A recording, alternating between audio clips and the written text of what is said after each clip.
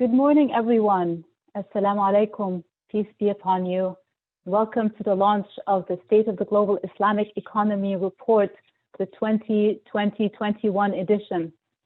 And for the first time, we're broadcasting this event launch live, which is really one of the silver linings of the current world situation with the global pandemic.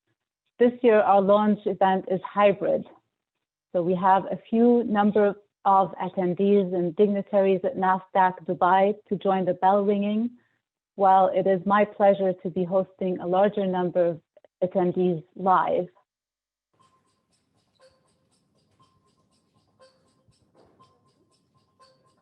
His Excellency Sultan Mansouri, Chairman of DIEDC, will ring the bell.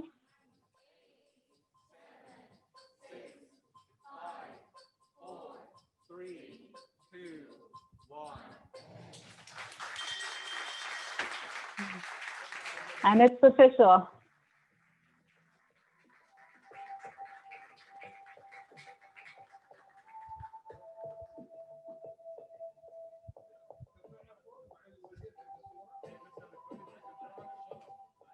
Now, I believe they will be taking some pictures, and it's the board of directors of the DIEDC, and we have dignitaries joining for the official bell ringing and pictures. And allow me to take this time. So we have some, for our online audience, we have some polls that we'll be sharing. And in terms of testing your knowledge about the Islamic economy, to see how much you know about the Islamic economy. And so I'll get that up and I'll give you a few moments. I'll start the first poll and I'll launch, and you could take a few moments to answer. So the poll is, what is the projected impact of COVID-19 in 2020 on the growth of the global Islamic economy sectors? So you may choose from one of the options that you see. And I'll give everyone a few moments.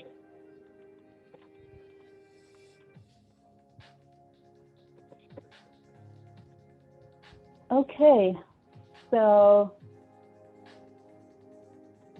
allow me to share the results. So I see that the majority have predicted that it's a 15% impact in terms of decrease. Actually, the correct answer is 8%. Thank you to everyone who participated. And I'll be sharing some more polls as we continue with the program. And I wanted to mention that you have a Q&A button on the bottom. So feel free, if you have any questions for the panelists, to add your questions there. And other participants may vote up your questions and will prioritize those to be answered. So those questions will be answered by the panelists who will join after the presentation.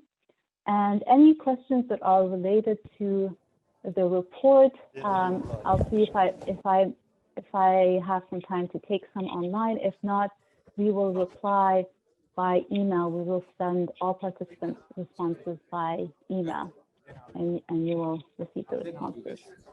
Assalamu alaikum, video in this. Mic for you. Yeah, come. Where you will keep inside pocket? Okay, we're in the pocket down here. Inside pocket.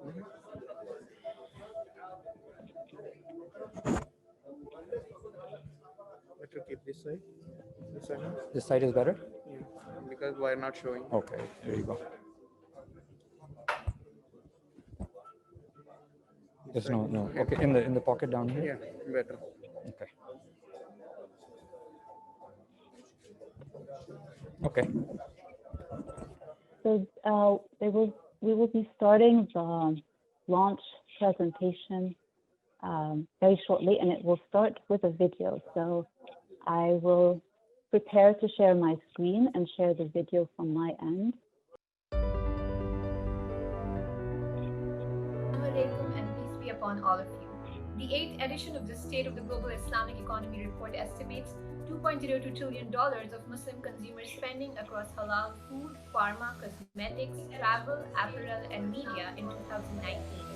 Islamic finance assets, meanwhile, stood at $2.88 trillion.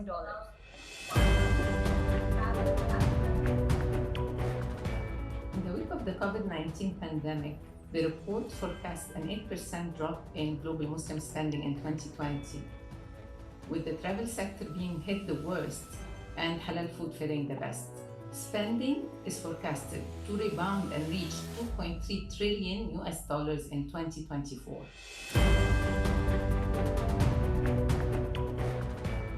The report covers special features on Gen Z views in the Islamic economy, successful women entrepreneurs, and 7 tech case studies accelerating digital transformation in the new normal.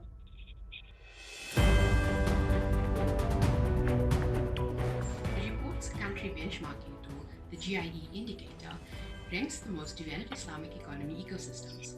Malaysia, Saudi Arabia, the UAE, and Indonesia lead the rankings among the 81 countries covered this year. Investments in the Islamic economy totaled $11.8 billion in 2019-20, a decline of 13% over the previous period. At 54%, over half of total investments were in halal products, while Islamic finance drew another 42%.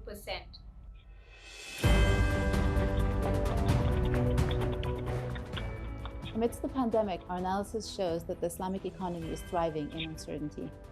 The report has identified 33 key signals of opportunities. In the lifestyle sectors, travel, tech, and online entertainment are the key signals. In Islamic finance, while the sector struggles to bring back its double-digit growth days, accelerate digital transformation, and social finance and ESG aspects are driving the opportunities. These key signals include tokenization of Zakat and Islamic social finance. In 2019, the global trade of halal food, pharma, and cosmetics was estimated at $200 billion, and the key opportunities area include food security investments, agri and food tech, and healthy food.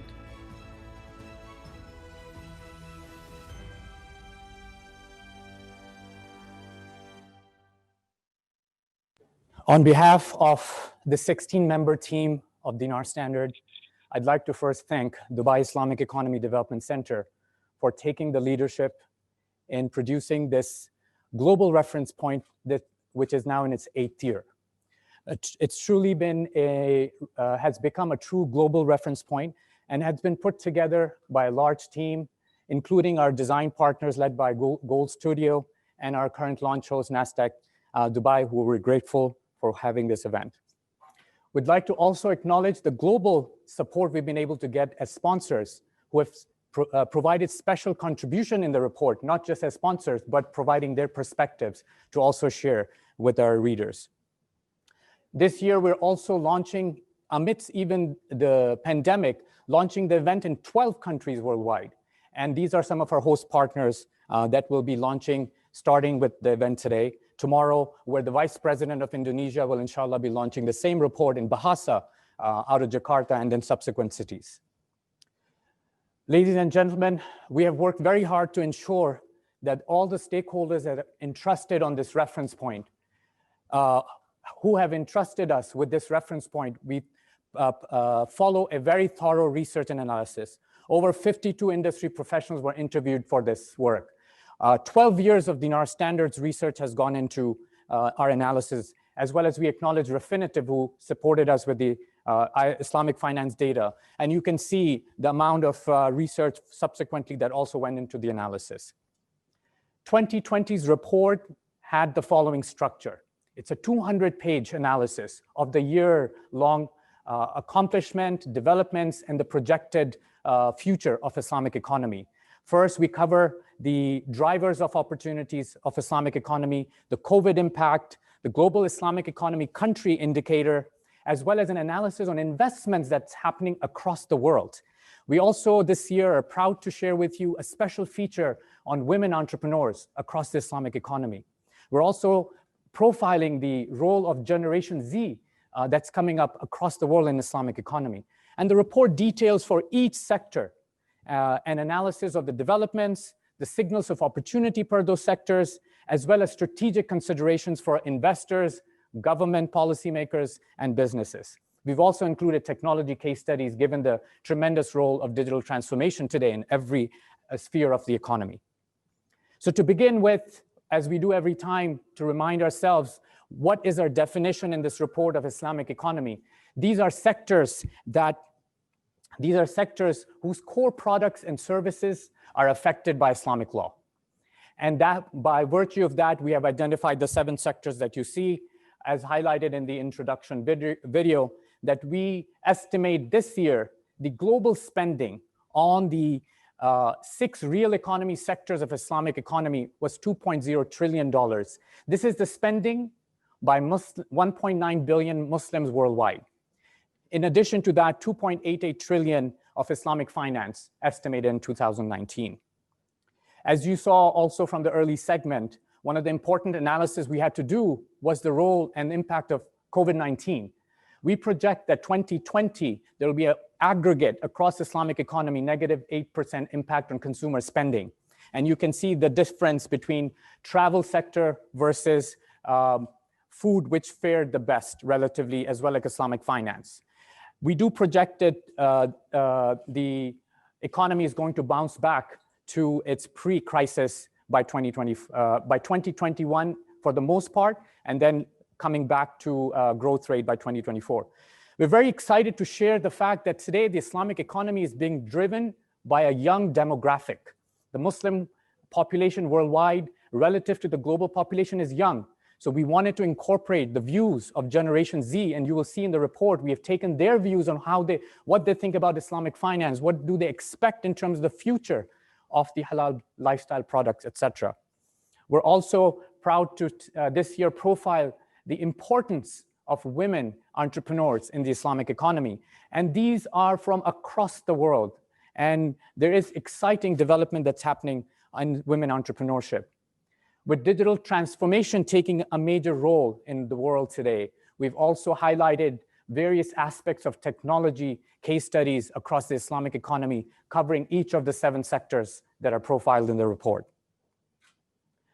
When it comes to the country benchmarking, this year's ranking has Malaysia leading the ranking once again, followed by Saudi Arabia, the UAE, Indonesia, and Jordan. This is an aggregate ranking that is a composite index of 49 metrics across 4 different dimensions. And the report profiles a clear methodology by which the ranking of the countries are relative to their size. And this ranking is proportionately weighted towards the sectors that are larger in size. So the weightage in the ranking is approximately 56% towards Islamic finance, and then about 25% on food, and then the other sectors. So this gives you a picture of why certain countries are higher other than the other. And we're in the 8th year of this ranking. We know many governments are now using this benchmark as part of their national strategy as it relates to the wider Islamic economy. This year's report, we also covered the most extensive analysis of investment activity around the world relating to the Islamic economy sectors. In 2019, 2020, the period we covered, $11.8 billion worth of investments were tracked. 51% were from the halal food category alone. And the second big bucket was Islamic financial transactions. And these transactions tracked were venture capital, mergers and acquisition, private equity. And you can see the country ranking on where the M&A, VC, and PE deals were happening the most in this past period that we covered. We've also profiled the leading transactions. So there's a league table of transactions across these sectors in the report as well. Most importantly, the audience expects from us, what is the outlook? What are the opportunities, especially given the crisis of pandemic that the world is facing? And if I may also remind all of us, the bigger existential crisis around climate change. And the opportunity of Islamic economy today is not just to serve consumption of Islamic products only, but to play a role in global challenges, including climate change impact, contributing to sustainability through financing, through product life cycle, value chain, as well as the role in addressing the pandemic. We have identified in the report 33 signals of opportunities, and you heard from my colleagues earlier an overview on it. Finally, we are here in the UAE, and it's important for me to highlight where is UAE in context of this global Islamic economy. This year, as we present this report to you, we want to share with you where UAE stands. As you saw at a national level, most certainly, and this work, we're quite honored to be contributing and being part of the team, has become a global reference point. So from a global reference point of the Islamic economy, UAE today is, by virtue of this work and the other ecosystem of events and the online portal Salam Gateway, truly has become a reference point. But overall, as you see, it ranks third in the Global Islamic Economy Index. $234 billion in Islamic finance assets, which is fourth in the world. 6.2 million Muslim tourists, which is third largest in the world. $578 billion in Muslim lifestyle spending accessible from 2-hour radius, which makes Dubai a central hub to do business in order to reach the halal products market. What's interesting when you see this chart is when you look at the global halal product exporters, US, India, these are all non-Muslim majority countries today that are the biggest exporter of halal products.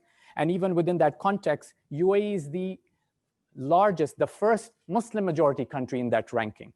It is a great accomplishment for a country, the economy of the size of UAE, to be the largest amongst the Muslim world when it comes to halal products exports. In the report, we also identified select developments from the UAE, and you will find various news stories from across the year covering all the sectors. So I would like to also introduce to you this year, one of the other exciting things we have done is that we have launched an interactive dashboard. And this is the first dashboard that allows us and allows us, our audience, to interact and see the global trade flow of halal products. They can go into each specific sector and see within that sector the trade flow, the impact of the COVID-19, as well as growth projections, investment tractions. You can also select the countries and see where a certain country ranks in the indicator within that sector. And we're pleased to now take this work to the next level, inshallah, with all your support and blessings. I would like to conclude by pointing everyone to the Salam Gateway landing page, where the report, with the launching of with the bell ringing today, this morning, the report has now been made accessible to everyone in the world. We have a large online audience that is also watching this launch from across the world. And as of now, people can go to the site and conclude.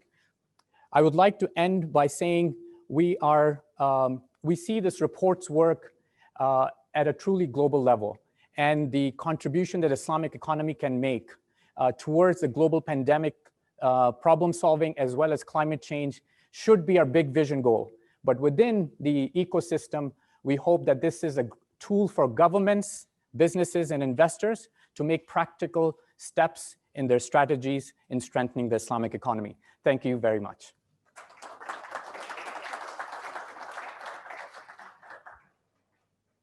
Thank you very much, Refugee. Ladies and gentlemen, we're going to prepare for our panel discussion. So please give us a few minutes to prepare for that.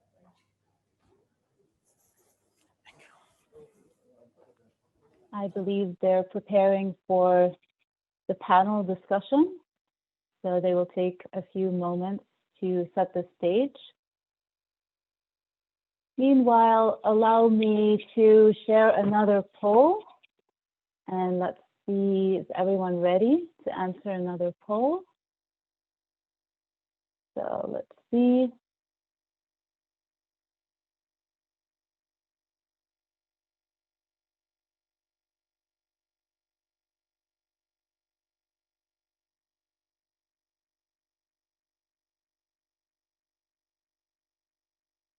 Apologies, bear with me while I'll pull up the next poll question.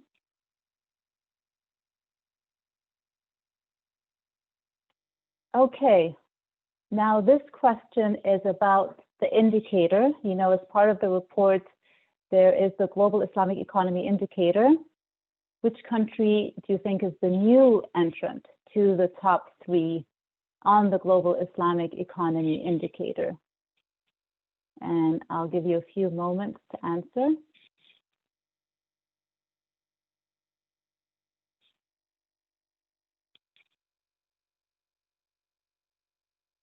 Okay, I see people are still answering, so I don't want to end it yet. I'll give you a few more moments.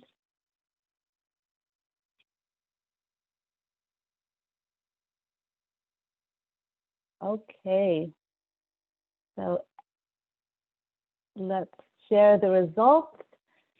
So 36% said Indonesia, but very closely 34% said Saudi Arabia, and the correct answer is Saudi Arabia. So good job to those who predicted correctly.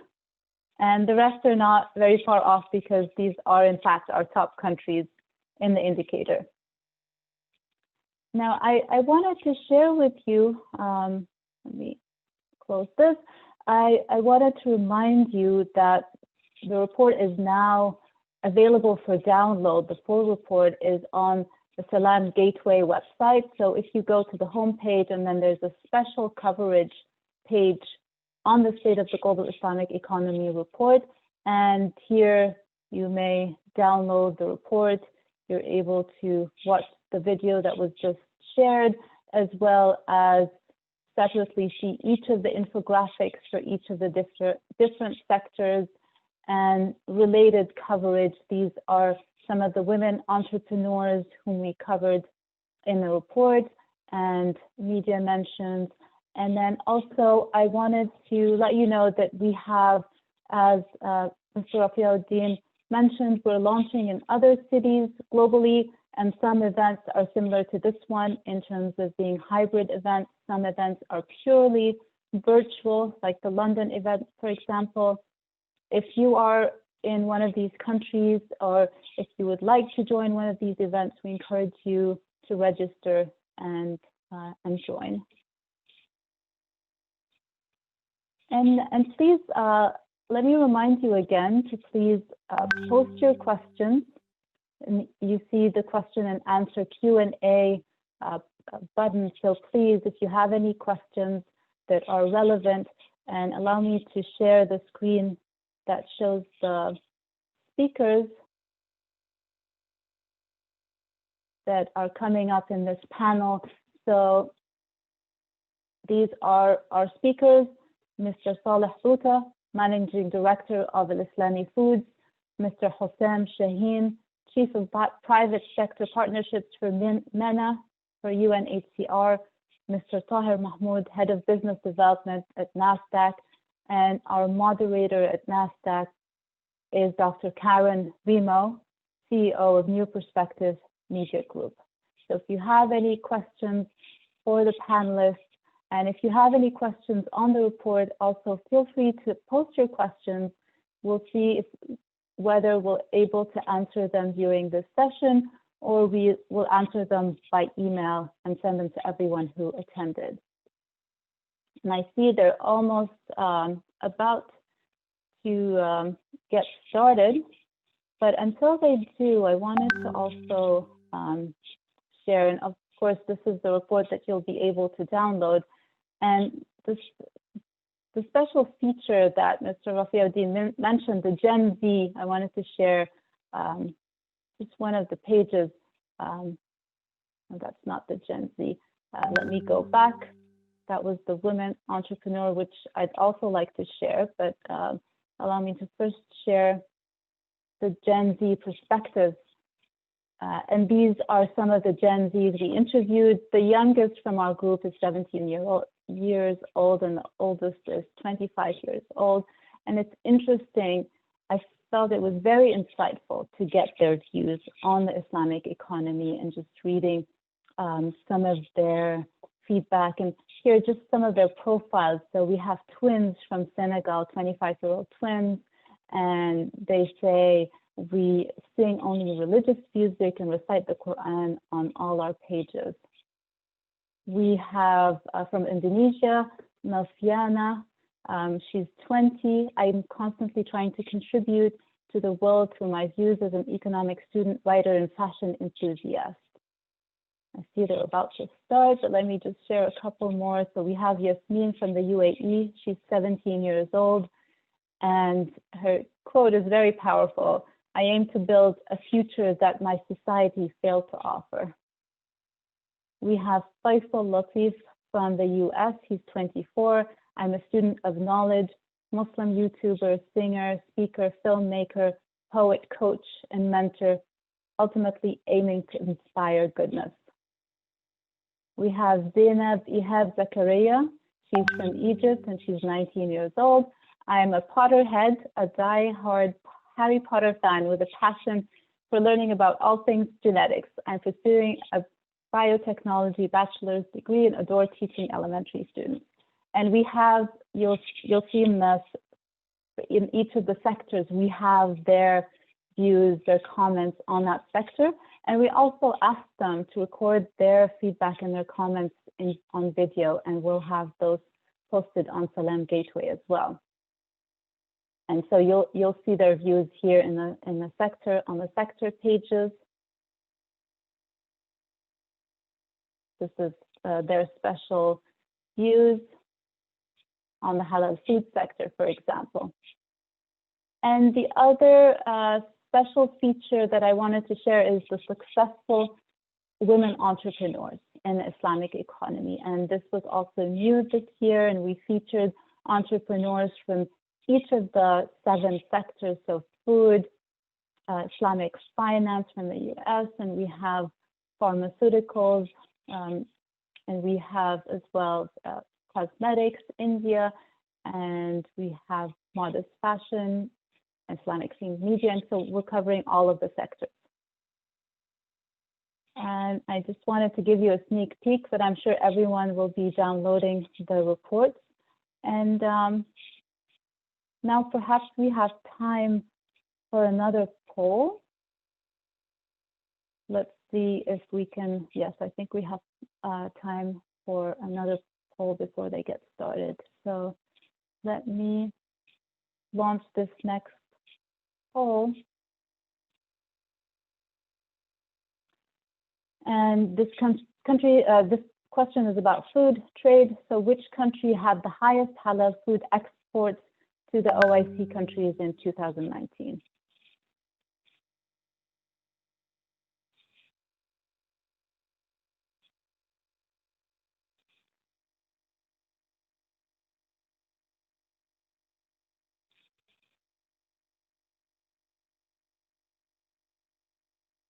Actually, I'm just realizing this is a trick question because the correct answer isn't included in one of these options.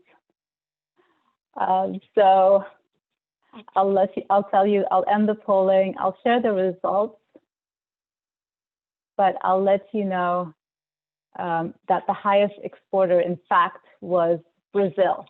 And apologies, it was a trick question and they weren't included, but I see that they're about to start. So allow me to unmute NASDAQ, and I'll be closing my screen.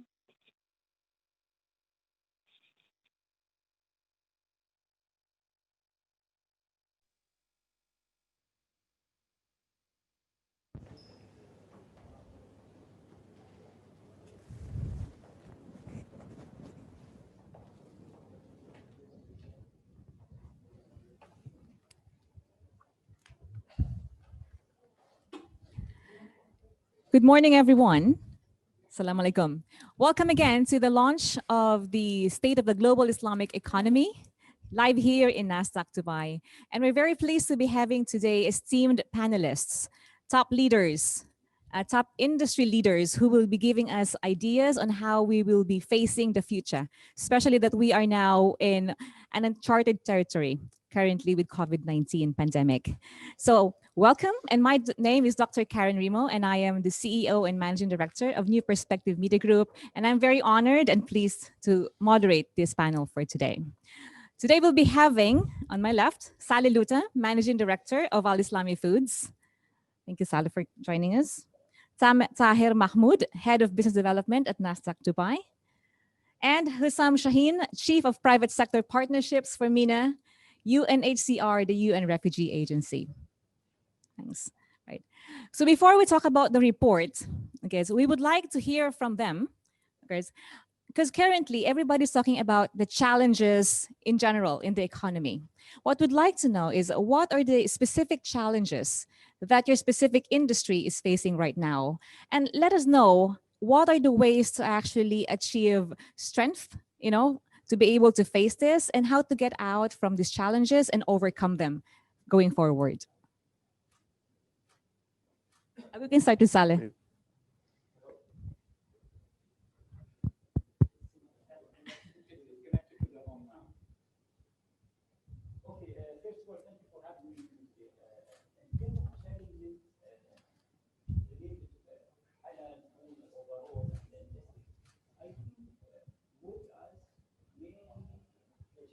Having a standard regulation will be standard across all companies when it comes to halal.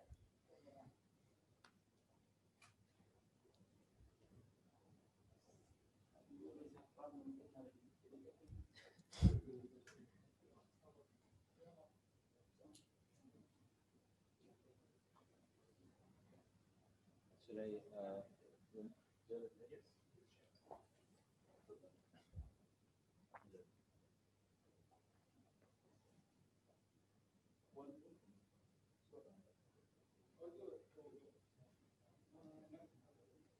And we are currently live as well online, so they are hearing us through the microphone, so it might not be heard right now here. So the challenge was mainly regulations, and the other things I think most of us, when it comes for a halal project, we know that the demand is already there. Locally, region one, global one. So in terms of demand creation, we don't have to really work very hard. It's about really how to fit to the consumer requirement. How can we really understand what consumer is looking for? This is one of the main challenges. Previously, the biggest challenge was availability. Do you have the product or you don't have it? That was the main problem people were having. Do you have a halal product and if you were living in the state or more? That was one of the main challenges. Do you have the product or not? Eventually, the product was available. Then people start talking about quality of the project. If the project really meets the minimum standard of a halal project for a normal a minimum requirement of a qualities, and we see that consumer have the right to have a proper halal product, which is meeting the standard of quality when it comes for packaging, standards of taste, and term hygienic, all the main aspects. Now, how can we move to really get to the consumer mind? See, there is two different between a company's a product-led company, which we all focus at my product, my product, my product, to become a customer-led company. Everybody talk about customer and consumer requirement, but very few who really look into what customer is looking for. We spend most of our time looking into our competitor, what are they doing? They've launched this product, they've done this step, they've introduced this kind of production line. But actually, they don't really listen to the customer of what he wants. They don't spend, I would say, quality time listening to their customer. So I think these are the two things which we really need as a halal product, we need to really take this seriously into really understanding what customer want, not what the competitor is doing. So becoming, as I said, a customer-led company than being a product-led company.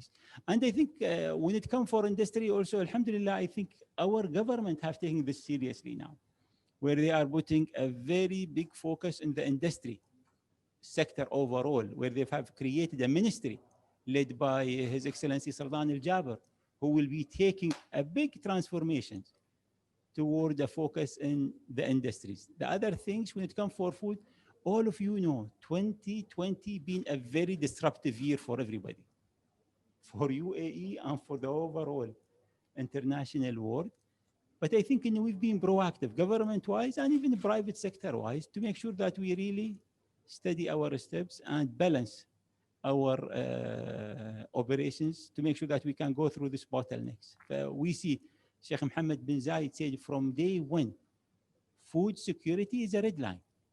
We will make sure that the food is available enough to make sure that we can sustain and we can go through this difficult time.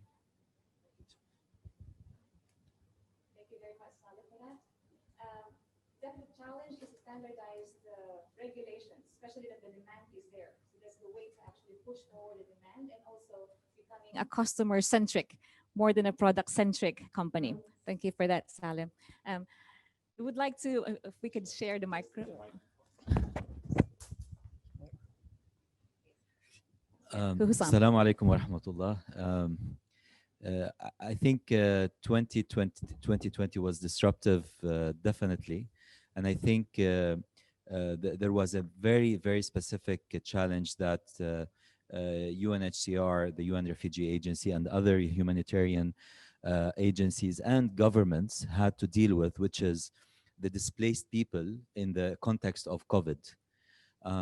It was a very special year when it comes to how to protect refugees, those who have no place to stay in for long term, with very low income, most of the time with very big challenges when it comes to vulnerability, health, food, etc. So in the context of the OIC, we have 60% of displaced people in the OIC countries.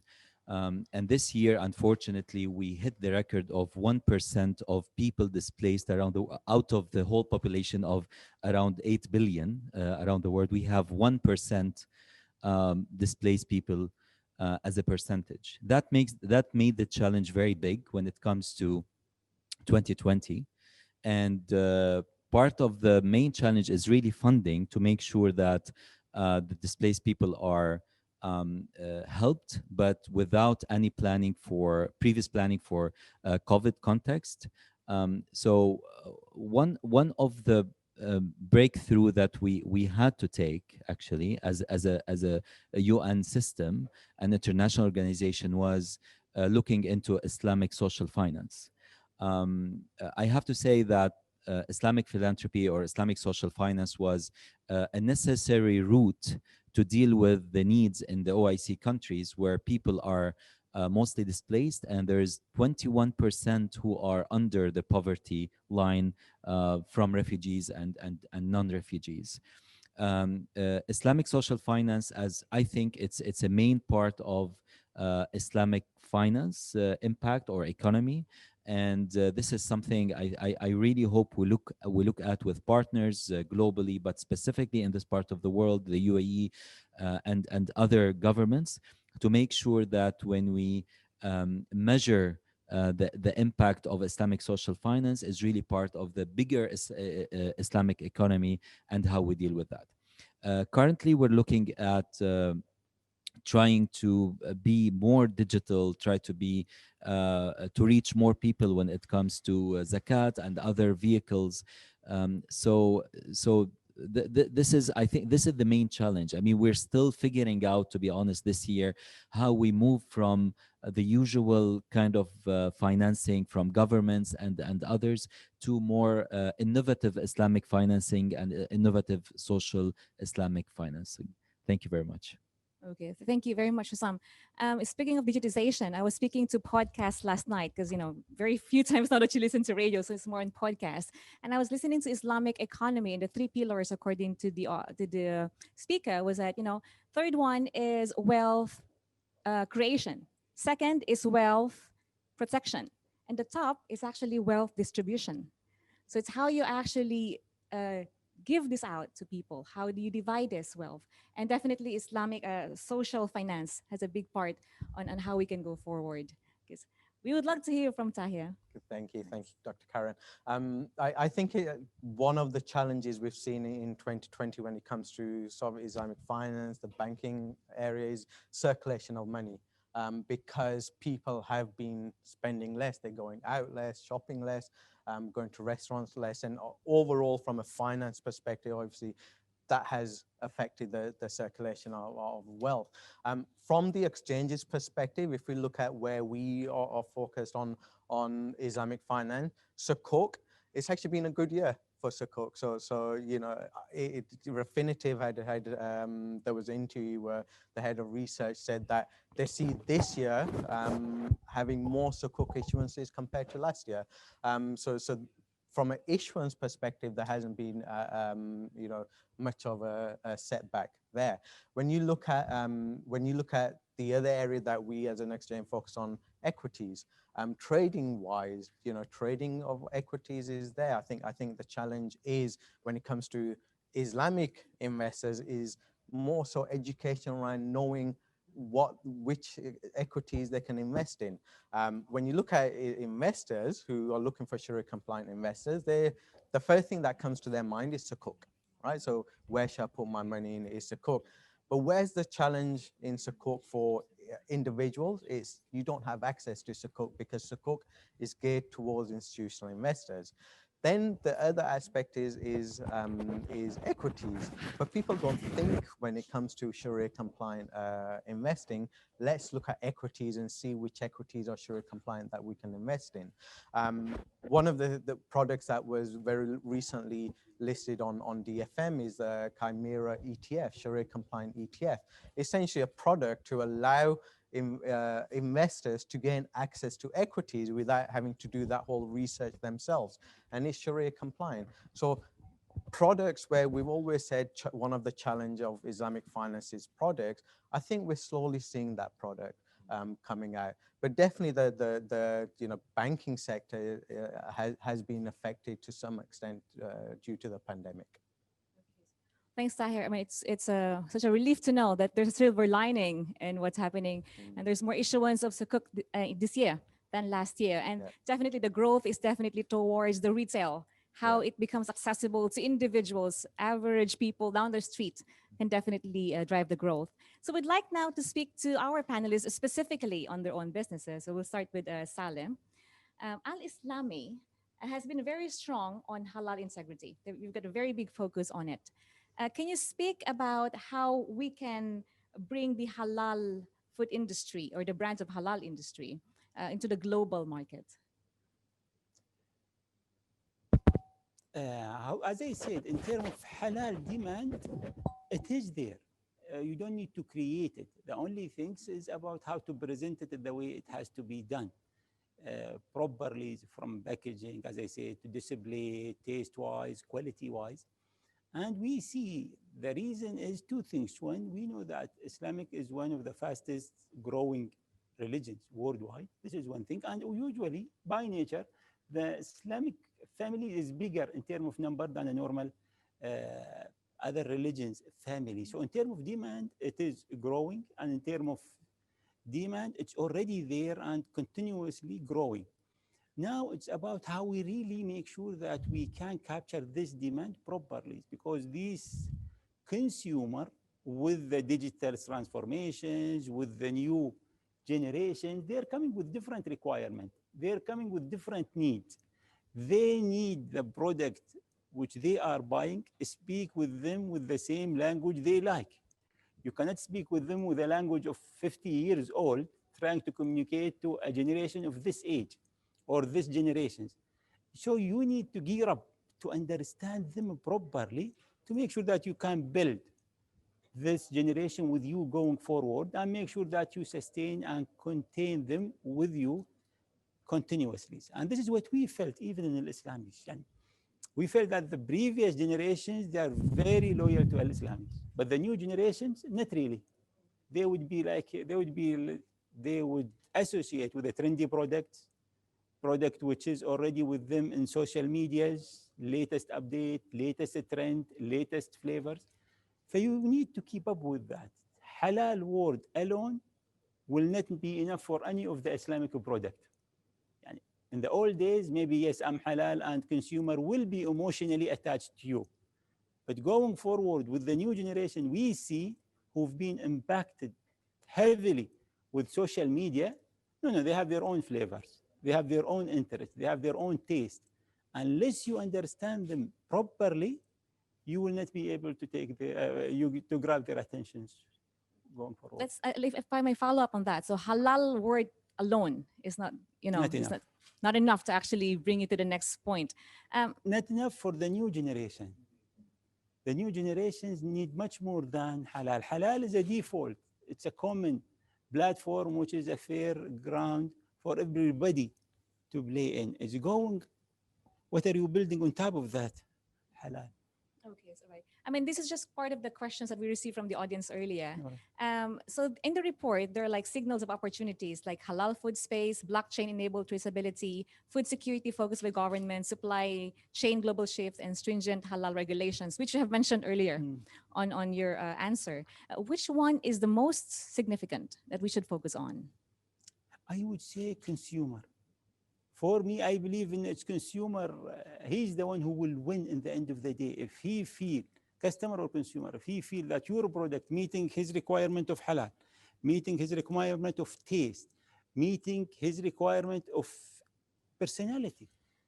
Now products became fashion. Why do you drink coffee in Starbucks instead of the cafeterias near any mosque you see? Because that represents your personality. But also it goes with the food. Consumer is the king. Consumer. So, for Hussam, so given the report's focus on the role of Islamic economy to address the sustainable development goals, what areas do you see different Islamic economy sectors will be contributing to? I think it's just natural to, because of the nature of the economy, Islamic economy, that can be more and more aligned actually with the SDGs moving forward. What we're seeing from the international community, countries, we saw the figures when it comes to investment in halal and in even non-Islamic countries. So when it comes as well to international organizations and countries, there is more interest now to see how we can align actually from the other side, the SDGs and the sustainability goals with Islamic economies. Maybe the motive, and this is only my opinion, maybe the motives are the needs of the of the global humanitarian needs when it comes to poverty, when it comes to refugees, when it comes to health, etc. So new ventures on new areas to support humanity, but looking at more sustainable income, possibly from sukuk, possibly from some Islamic ethical investments. So there's a huge area to discover there, I believe. When it comes to refugees, we started in 2019. We launched the Refugee Zakat Fund. And since then, we raised, with our partners and donors, around $100 million in Zakat to support refugees. The impact this year from this is on 1.8 million displaced people from refugees and internally displaced. Most of them are in this region, Middle East and North Africa, but mainly in OIC countries. We managed to have, one of the goals of the SDGs goals is really to have partnerships, and maybe this is a call to more partnerships, not only among each others in the region and the Islamic banks, but as well with local and international organizations to make impact on the poor people, displaced people, people who needs nutrition, and more sustainable income to live in more dignity. And I think there's a huge appetite in international organizations and UN organizations to do that more than ever. So maybe this is an opportunity to include even in the report more and more on social impact from the Islamic economy infrastructure. And Hussam, you also are going to launch the Islamic Philanthropy report. Tell us a little more about that. Actually, it's happening in an hour time, which is a very nice coincidence. So The Islamic Philanthropy report this year, the mid-year report, shows that as an organization, we distributed 55 million point two to displaced people in the region, and we're looking for a huge impact actually as we move forward. And part of that is really to create more tools to collect sadaqah, zakat for refugees. We're just a bridged and deliverable mechanism to do that. Congratulations. Thank you very much. Thanks. So Tahir, last week's IDB 600 million Sukuk listing and NASDAQ Dubai helped Dubai Sukuk listing to cross $74 billion. A wonderful development amidst the global crisis during, because of the pandemic. As called in the report, the signals of opportunity, so please check that out in the report. Are you seeing something that's developing in the Sukuk market? And can you tell us what's developing in that sphere? Yeah. So look, IDB and their subsidiary ICDPS have been very supportive. They're one of the largest Sukuk issuers and listers on NASDAQ Dubai. And over the years, we have grown. So back in, I think, around 2013, here in Dubai, we had just under $9 billion worth of Sukuk listed. So we decided to grow that. And why did we really focus on Sukuk and bringing Sukuk to be listed here in Dubai? Was firstly, a lot of issuers were coming out from the UAE and the region itself. But secondly, the investors, a majority of investors are based within the region.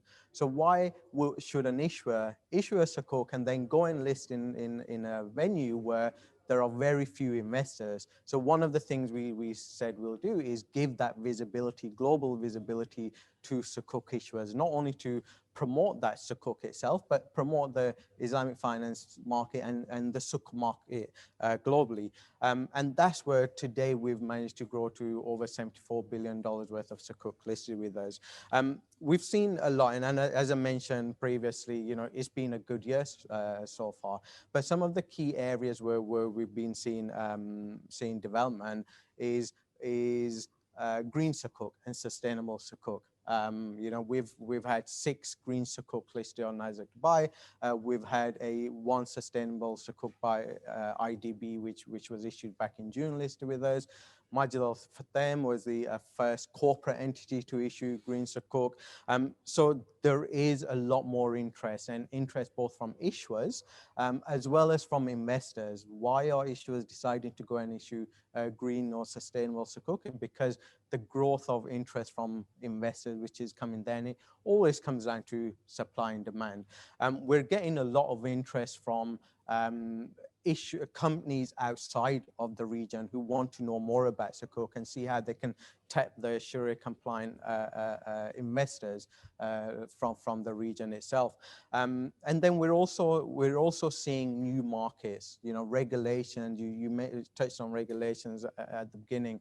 Regulations is very important, and as we see more and more countries adopt or change regulations to make it easier for Sukuk to be issued, we'll start seeing a lot more. For example, Egypt this year, we saw the first Sukuk coming out of Egypt. Why? Because the regulations were changed, and now we're getting more interest from Egypt from issuers from that perspective. So there is a lot that needs to be done, but there is a lot that is happening in the Sukuk space. And if I may follow up on the fintech side of it, what's happening in that sphere? So look, with fintech, again, my view on fintech is it's efficiency. Right? We hear a lot about fintech and technology coming in to disrupt things. I don't think it's disruptive. I think it's making things a lot more efficient. And we've been in discussions with platforms that are making the issuance process a lot more efficient. And I think one of the challenges there is the standardization, right? Because you've got various different structures within Sukuk. So a platform which is trying to make it a lot more efficient or automate the issuance, the challenge is going to face is with the different structures that Sukuk have. And then it's from a Sharia perspective as well. Different rulings, different schools of thought.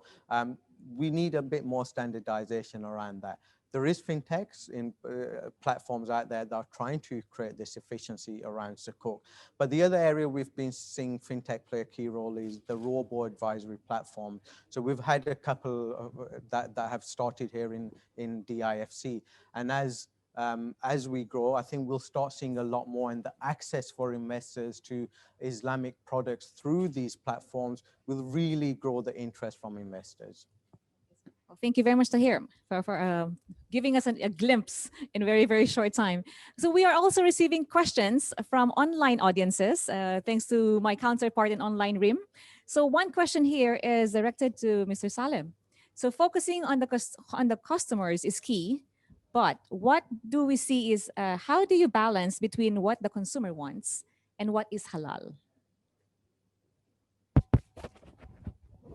See, this is a big problem. People tend to think that halal is complicated or halal is difficult to provide.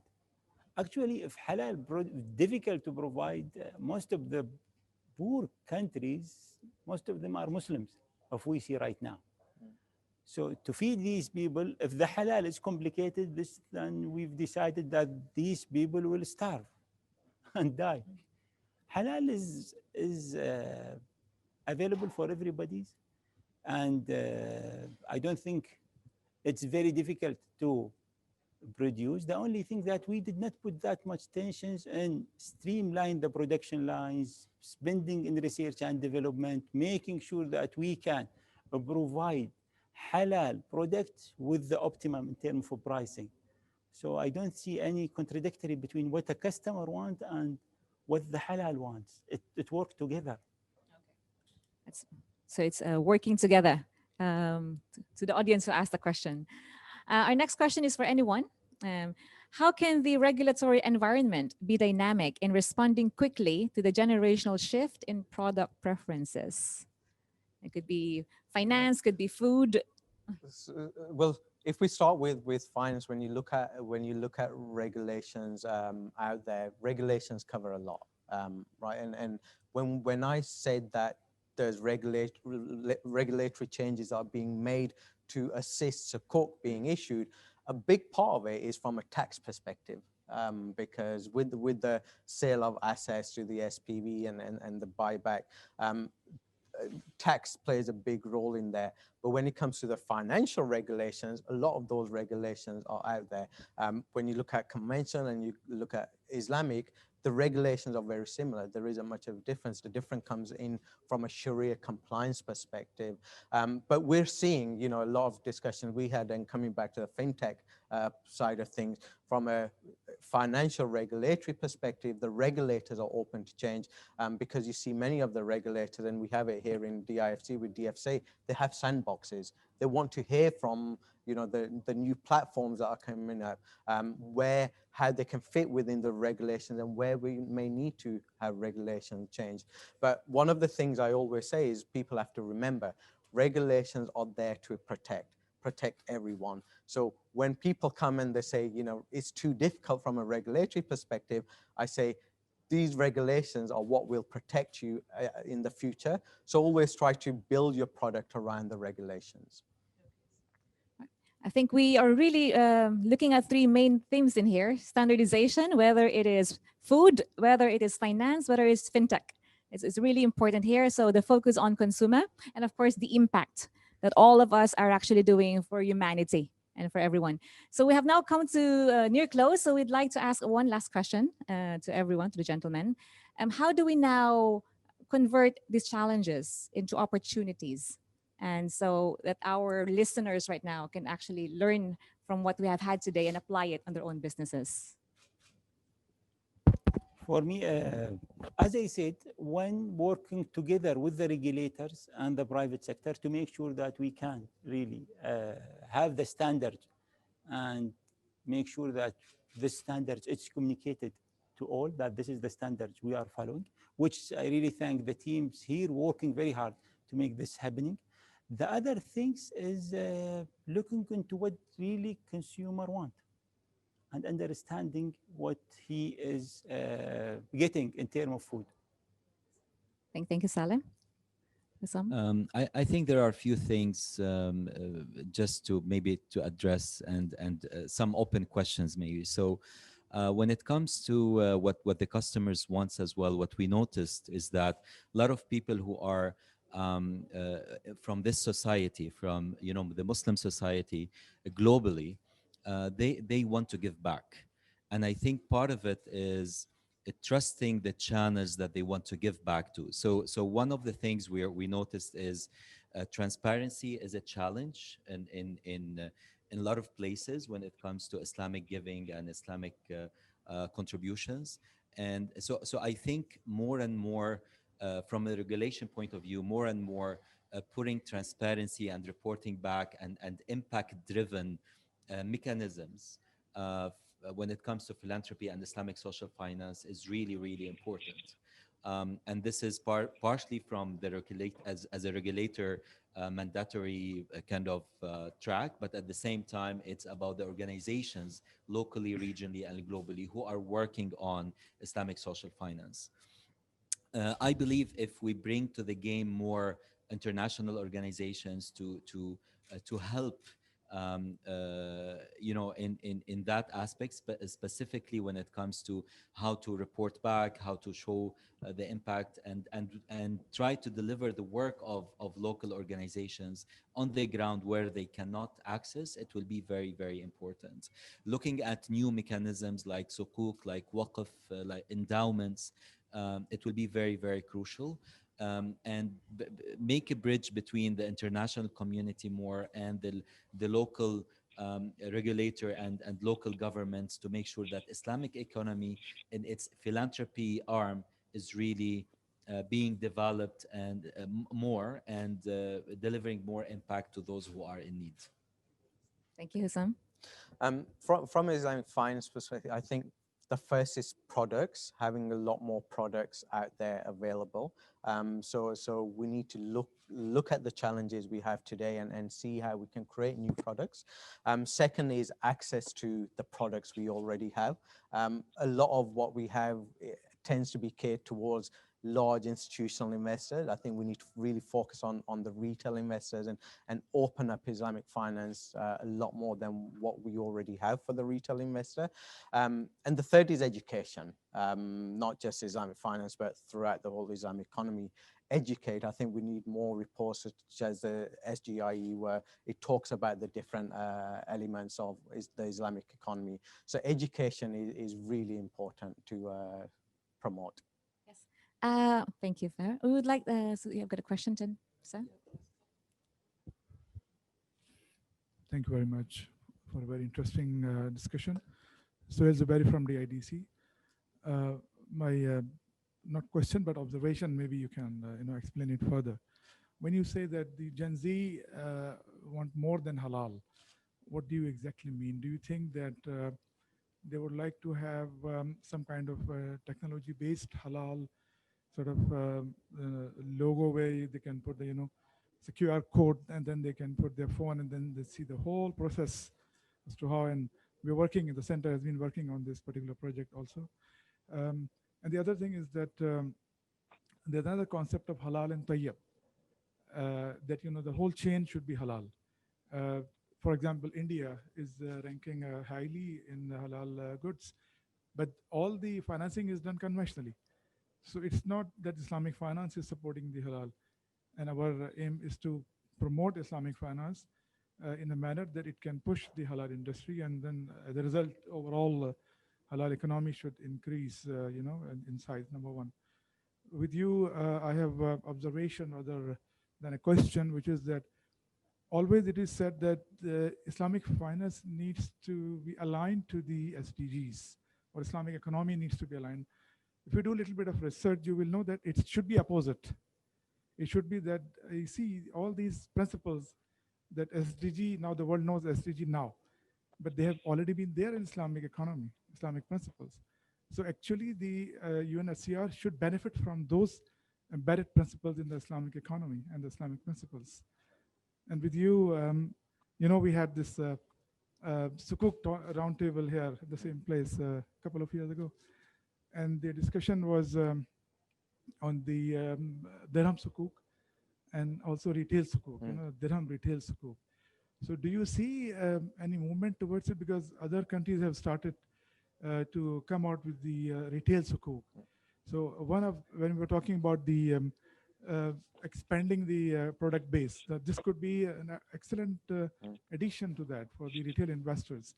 So sorry about putting these three questions. If the time permitting, I mean, they can. Answer. So we have few more minutes to reply. I'll go very quick, actually. So when it comes to the alignment, maybe what I meant more is a conversation. So I think what's missing is really this bridge and the fear maybe on some sides.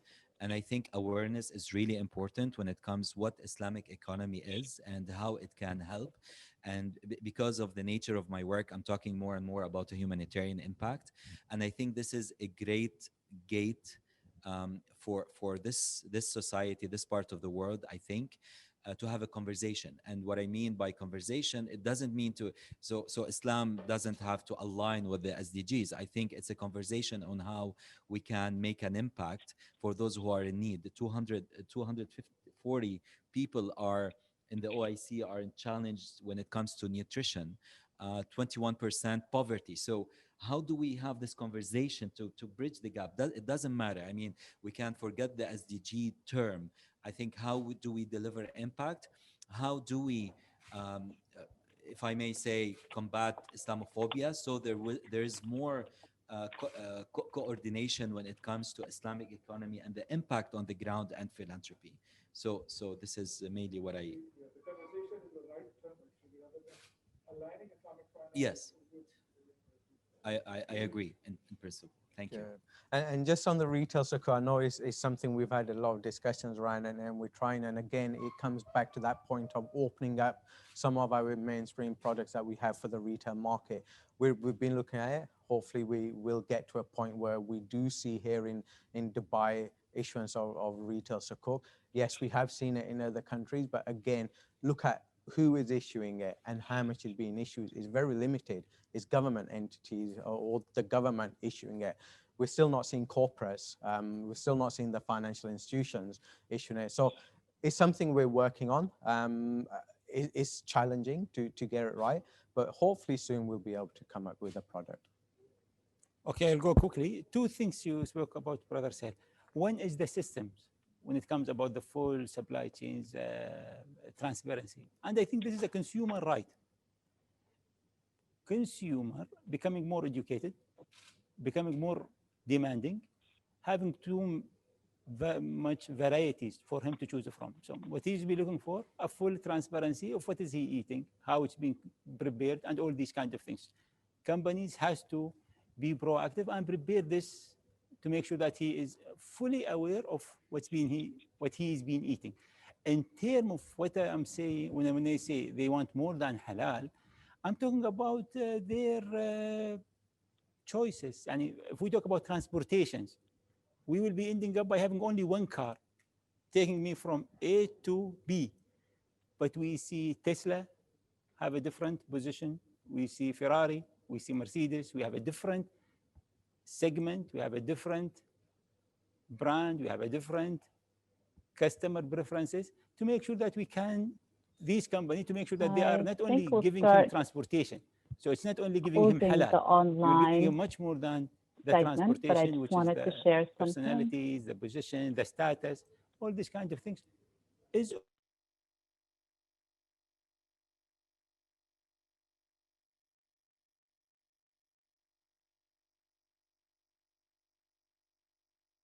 So I wanted to share something quickly that they're closing on the ground, and I wanted to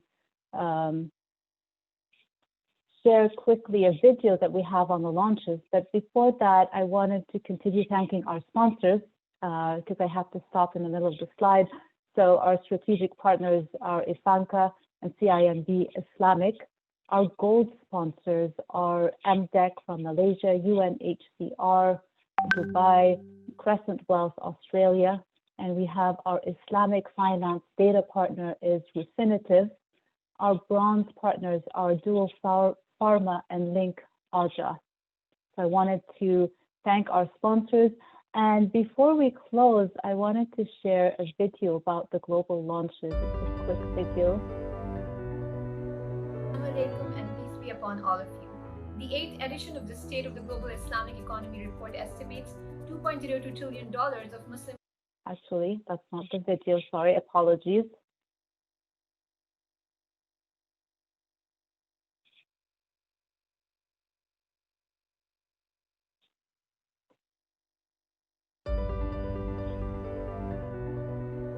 Assalamu alaikum and peace be upon all of you. The 8th edition of the State of the Global. Actually, our video is online, so I may just go ahead and share the online version.